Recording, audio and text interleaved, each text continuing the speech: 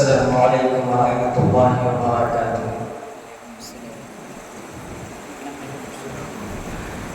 نحمده ونصلي على رسوله الكريم، أما بعد فقد قال الله تعالى: أعوذ بالله من الشيطان الرجيم، بسم الله الرحمن الرحيم، إنا أعطيناك الكوثر فصل لربك وانحر إن شانئك هو الأبتر۔ جناب صدر، مشفق و مربی اساتذہ کرام اور میرے عزیز ساتھیوں، جب ہم اقوام عالم اور مختلف مذاہب کی تعلیمات پر نظر ڈالتے ہیں اور تاریخ کا مطالعہ کرتے ہیں تو ہمارے سامنے یہ بات آتی ہے کہ اس دنیا فانی میں جتنی بھی مخلوقات قیام پذیر ہیں، ان کے لیے مختلف اوقات میں اجتماعی طور پر فرحت و مسرت منانے کے لیے کچھ دن مقرر ہے، تاکہ ان دنوں ملک و ملت کے افراد آپس میں مل کر مسرت و انبساط و سرور و نشاط کا شگفتہ دلی کے ساتھ مظاہرہ کر سکیں، اور دنیا کے ظلمت قلم میں جہاں ہر طرف غموم و غموم، رنج و عالم، ظلم و ستم کی پرچھائیاں ہی پرچھائیاں ہیں، اطمینان کا سانس لے سکیں اور نئی مسرتوں اور تازہ جولانیوں کے ساتھ حشاش و بشاش انداز میں اپنی زندگی کا سر و سامان طے کر سکیں، اپنے جذبات و احساسات کو اتحادی بنا سکیں۔ لیکن کامیابی و کامرانی نے اقوام عالم کے مقصد تہوار کا کہاں تک استقبال کیا ہے؟ ظاہر و باطن۔ معزز سامعین، اس کے برعکس مذہب اسلام نے اخوت و بھائی چارگی، ذوق نغمگی، شان خواجگی، آن بندگی کے وہ سرور اور صدائے الفت و محبت کے لیے جو بھی تہوار مقرر کیا ہے، وہ ایک طرف اگر عالم انسانیت کے لیے صحت بخش اور بابرکت ہے تو دوسری طرف مؤثر اور رضا انگیز ہے۔ اگر ایک طرف اس کے نہاخانوں میں اطاعت و قربانی ہے تو دوسری طرف دلربائی اور انصاف بے قراری کی معدنیات بھی۔ مثال کے طور پر عید قربانی کو لے لیجیے کہ اگر ایک طرف عالم انسانیت کے لیے محبت و الفت، اطاعت و استقامت، جانبازی اور جانثاری کا عجیب و غریب درس دیتا ہے تو دوسری طرف قیامت تک کے لیے ایک زندہ جاوید اور بے مثال سبق ہے، ایسا سبق جو انسانی ضمیر کو جگا دے اور عقیدت مندوں کو مزید معتقد بنائے۔ حضرات سامعین، یہ تہوار وہی حضرت سیدنا ابراہیم کی یادگار ہے جو پیغمبرانہ فرائض کو لے کر اٹھے تو سب سے پہلے اپنے والد آدر ہی سے سابقہ پڑھا۔ آداب بدعی کو ملحوظ رکھتے ہوئے آپ نے اپنے والد کو خود پرستی سے رکنے کی دعوت دی، کلمہ طیبہ لا الہ الا اللہ اور کلمہ شہادت اشہد ان لا الہ الا اللہ کی بشارت سنائی اور احکام اسلام کی تلقین کی، مگر آزر نے اس کا خفا ہو کر کہا کہ اے ابراہیم، تو مان جا، اس دین کی شاعت سے باز آ جا، ایسی تبلیغ سے رک جا، ورنہ تجھے سنسار کر دوں گا اور تجھے گھر سے بے گھر کر دوں گا۔ قرآن کریم نے کیا یہ خود ترجمانی کی ہے؟ لَأَرْجُمَنَّكَ وَاهْجُرْنِي مَلِيًّا، کہ ابراہیم اگر تو باز نہ آیا تو تجھے سنسار کر دوں گا اور تجھے گھر سے بے گھر کر دوں گا۔ میرے عزیز ساتھیوں، معاملہ یہاں تک پہنچ گیا کہ پوری قوم مخالف ہو گئی، سارے لوگ متنفر ہو گئے، یہاں تک کہ بادشاہ وقت نمرود نے اپنے ماتحتوں کو حکم دیا کہ لکڑی کا ڈھیر جمع کیا جائے، ابراہیم کو اس میں ڈال کر نذر آتش کر دیا جائے۔ ان ظالموں نے ایک برگزیدہ نبی کو، ایک بزرگ ہستی کو جلانے کا جشن منایا،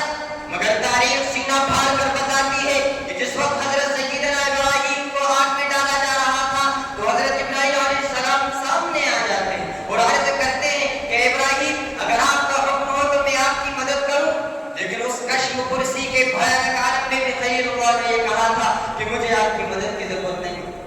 ہاں جس ذات واحد کی خاطر میرے ساتھ یہ سلوک کیا جا رہا ہے ان کی اعانت و نصرت کی ضرورت ہے، ان کی امداد و تعاون کی ضرورت ہے، کیونکہ بے شک وہ علیم و بصیر ہے، وہ میرے لیے جو تجویز فرمائے منظور ہوگا۔ حاضرین مجلس، اتنا کہنا تھا کہ رب ذوالجلال کو جلال آ جاتا ہے اور غیظ و غضب کی حالت میں ارشاد ربانی ہوتا ہے، یا نار کونی بردا و سلاما علی ابراہیم، کہ آگ ٹھنڈی اور سلامتی والی ہو جائے، چنانچہ آگ کے آسمان اور شعلے ان کے لیے رحمت بن گئے. لیکن ہائے افسوس ان بدبختوں اور بدقسمتوں پر جس طرح کے کھلم معجزے کو دیکھ کر بھی ایمان نہ رہ سکے، بلکہ مزید دشمنی بڑھتی گئی. یہاں تک کہ عاجز آ کر عائشہ و عقبہ سبوں کو بیگانہ پا کر آپ نے ہجرت کا ارادہ فرما لیا. حضرت ابراہیم علیہ السلام ارادہ ہجرت کی ایک ایسے مقام کی طرف چل پڑے جہاں دین اسلام کی حفاظت و اشاعت بآسانی ہو سکے اور لوگوں کو ہدایت و کامیابی مل سکے. چنانچہ فلسطین پہنچ 86 سال کی عمر میں فلسطین پہنچ کر خدا کے سامنے دستے سوال دراز کرتے ہیں، رب هب لی من الصالحین، اے پروردگار تو ہمیں ایک نیک صالح فرزند عطا فرما.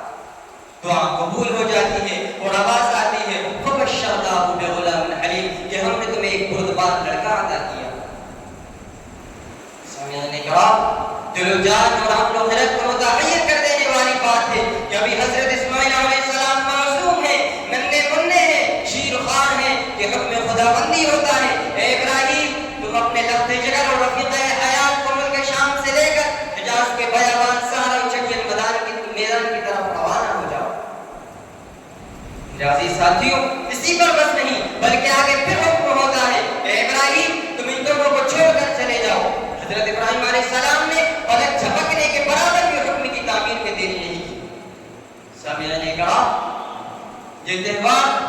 ان دونوں نبیوں کی جانسپاری کی لازوال یادگار حکم و اطاعت اور انقیاد و تسلیم کا بے مثال نمونہ ہے کہ اچانک حکم ہوتا ہے کہ جان سے زیادہ عزیز نور نظر کو خدا کی راہ میں قربان کرو. کس کو معلوم تھا کہ وہ پھول جو بہت تمنا اور آرزوؤں کے بعد چمن میں کھلا تھا، ابھی ماں کی ممتا اور باپ کی شفقت کا آغاز ہی ہوا تھا کہ حضرت ابراہیم علیہ السلام اپنے فرزند حضرت اسماعیل علیہ السلام سے فرماتے ہیں، یا بنی انی ارى فی المنام انی اتبعک فانظر ماذا ترى. اے میرے پیارے بیٹے، میں نے آج خواب میں دیکھا کہ میں تمہیں ذبح کر رہا ہوں، بتاؤ تمہاری کیا رائے ہے. معصوم اسماعیل علیہ السلام کی زبان سے مسکراتا ہوا یہ جواب، یا ابت افعل ما تؤمر ستجدنی انشاءاللہ من الصابرین. اے ابا جان، آپ اس کام کو کر گزریے جس کا آپ کو حکم دیا گیا. اللہ رب العزت کو حضرت اسماعیل علیہ السلام کی قربانی مقصود نہیں تھی، بلکہ حضرت ابراہیم علیہ السلام کا امتحان مقصود تھا جس میں 100% کامیاب ہوئے. اور اچانک آواز آئی، قد صدقت الرؤیا، اے خلیل مجھے تمہارے بیٹے کی قربانی منظور نہیں تھی بلکہ امتحان وفا منظور تھا جس میں تم مکمل کامیاب ہوئے. پھر فرشتے حضرت اسماعیل علیہ السلام کی جگہ جنت سے تنبہ لے کر حاضر ہوتے ہیں جس راہ خدا میں قربان کر دیا جاتا ہے، جس کا نقشہ قرآن نے وَفَدَيْنَاهُ بِذِبْحٍ عَظِيمٍ سے کھینچا. حضرات دیکھ لیا آپ لوگوں نے کہ حضرت ابراہیم علیہ السلام نے راہ خدا میں اپنے ہر دل عزیز لمحے جگر کو پیش کر کے یہ ثابت کر دیا کہ اپنی محبوب رضا خداوندی کے لیے اپنی محبوب اور مرغوب شے کی قربانی دینی پڑتی ہے. خود اللہ رب العزت نے قرآن مجید کے اندر ارشاد فرمایا ہے، لن تنالوا البر حتى تنفقوا مما تحبون. اے مسلمانوں، تم اس وقت تک نیکی کے مرتبے کو نہیں پا سکتے جب تک کہ تم محبوب سے محبوب تر شے کی قربانی راہ خدا میں نہ کرو. تاریخ شاہد ہے کہ جن قوموں نے جان و مال کی قربانیاں پیش کی ہیں تو انہوں نے فتح و کامیابی کے عالم کو پہاڑوں کی چوٹیوں پر نصب کیا ہے، اور جن قوموں نے کم ہمتی اور بزدلی سے کام لیا ہے تو کبھی ترقی کی راہ پر گامزن نہ ہو سکے. اسی لیے ہم لوگوں کو چاہیے کہ راہ خدا میں قربانیاں دیں، مال و جان نچھاور کیا کریں، کیونکہ قربانی ہی ایک ایسا محبوب اور مقبول عمل ہے جس کو ہر مذہب و ملت کے ماننے والے نے اپنا شعار اور ہر فرد نے اپنا دستور العمل بنایا ہے. اسی طرح امت محمدیہ کو سنت ابراہیمی کو برقرار رکھنے کا حکم دیا گیا تاکہ ہر مسلمان دین کی حقیقت اور قربانی کی ضرورت کو سمجھ سکے. آخر میں دعا ہے اللہ تبارک و تعالی ہم مسلمان عالم کو دل و جان کی قربانی پیش کرنے کی، راہ خدا میں دل و جان کی قربانی پیش کرنے کی توفیق عطا فرمائے. میں اپنی تقریر اسی پر ختم کرتا ہوں.